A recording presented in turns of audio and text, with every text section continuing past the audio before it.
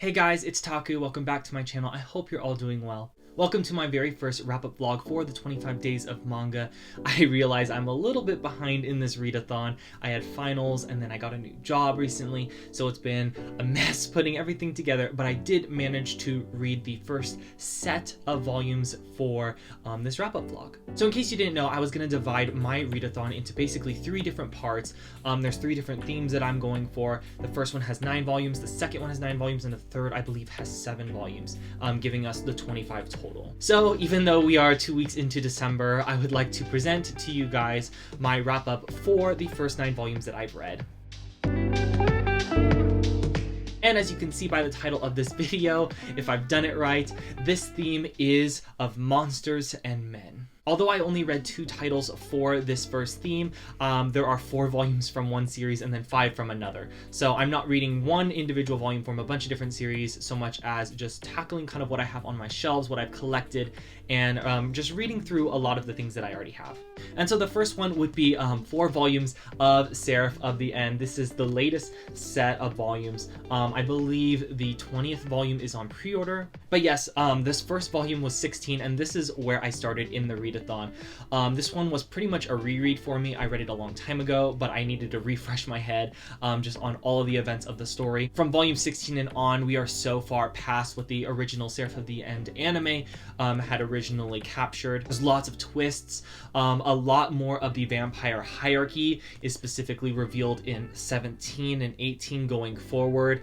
You find out a little bit more about kind of what the antagonists, plural, are wanting from this. Of course, it's Seraph of the End, so as you go along, you find out that perhaps humanity is just as bad as their vampire counterparts. I really do love Seraph of the End. I mean, I would love to go more in depth to it, but as we are in volume 19 and I haven't said a word about the series so far, I'd be spoiling a lot of stuff. I think my favorite part of Seraph of the End in these latter volumes is really seeing a lot of the secrets that were teased in like volume 1 and 2 finally come to light on the surface. We are finding out the who, the what, the where, the why, and the how of a lot of the early problems that the series had, and I'm just glad that it's finally getting addressed. I mean, we're 19 volumes in. I give Seraph of the End way too much leeway than I should for just, you know, being a dark fantasy shonen series. But I like it a lot. I like the art style, I like the characters, and I really do like this theme of sort of just people battling the wrath of the heavens. I think it's very neat. The mysteries in Seraph of the End are far from over, but as the series is definitely gearing up for its climax, I expect that the later volumes definitely contain many more shocking fights and reveals, and it's going to be amazing, and I'm looking forward to it. Now, the new title that I did start, and this is going to probably excite a lot of people, is Requiem of the Rose King. I read the first 5 volumes of Aya Kanno's great historical drama, romance. I mean, this thing has it all. Now, when I say I like Seraph of the End, I really do like it on a fact of things, you know, like character design, some of the themes that are brought up, but really a lot of the story is kind of a mess and it's very slow for being a shonen series. But when it comes to Requiem of the Rose King, let me tell you, Aya Kanno knows how to write suspense. I am thoroughly enjoying this. If you don't know what Requiem of the Rose King is about, it is about Richard, pictured here on the cover, who is born sort of a cursed child in his family, and it is set during the War of the Roses in English history. Aya Kanno draws a lot of inspiration from Richard III and Henry VI, both of which are written by Shakespeare, and this manga definitely feels very Shakespearean, let me tell you. Now, I am a fan of Shakespeare, actually. I really like Shakespeare works, but I have never really read or got into Richard III or Henry VI.